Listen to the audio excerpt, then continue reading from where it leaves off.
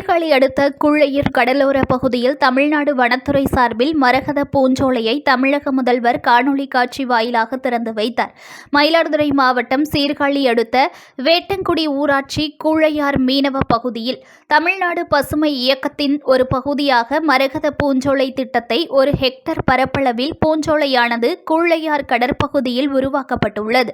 இதில் நாட்டு மரங்கள் பாதுகாக்கும் நோக்கில் மரத்தோட்டம், பூக்கும் மரங்கள், பழவகை மரங்கள் ஆகியவர்களை கொண்டு தோட்டம் மற்றும் பூங்காவில் அழகிய நுழைவாயில், பார்வையாளர்கள் ஓய்வு கூடம், நடைபாதைகள், கடல் ஆமையின் வாழ்க்கை முறையை குறிக்கும் வண்ண பலகைகள் அமைக்கப்பட்டுள்ளது.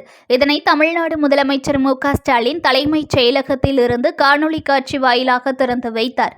24 லட்சம் ரூபாய் மதிப்பீட்டில் அமைக்கப்பட்டுள்ள மரகத பூஞ்சோலையை மயிலாடுதுறை மாவட்ட ஆட்சியர் மகாபாரதி, மாவட்ட செயலாளர், பூம்புகார் சட்டமன்ற உறுப்பினருமான நிவேதா எம். முருகன், கொள்ளிடம் ஒன்றிய பெருந்தலைவர் ஜெயப்பிரகாஷ், சீர்காழி வனச்சரகம், நாகப்பட்டினம் வன உயிர் கோட்டம், திருச்சி வடமண்டல அதிகாரிகள் கலந்து கொண்டு குத்துவிளக்கு ஏற்றி மரகத பூஞ்சோலையை மக்கள் பயன்பாட்டிற்காக திறந்து வைத்தனர். இதனைத் தொடர்ந்து மரகத பூஞ்சோலை பகுதியில் மாவட்ட ஆட்சியர், சட்டமன்ற உறுப்பினர் மற்றும் வனத்துறை அதிகாரிகள் மரக்கன்றுகளை நடவு செய்தனர். இந்நிகழ்ச்சியில் மீனவர்கள், பள்ளி மாணவர்கள் மற்றும் பொதுமக்கள் என பலர் கலந்து கொண்டனர். News1 தமிழை லைக் பண்ணுங்க, கமெண்ட் பண்ணுங்க, ஷேர் பண்ணுங்க, மறக்காம சப்ஸ்கிரைப் பண்ணுங்க.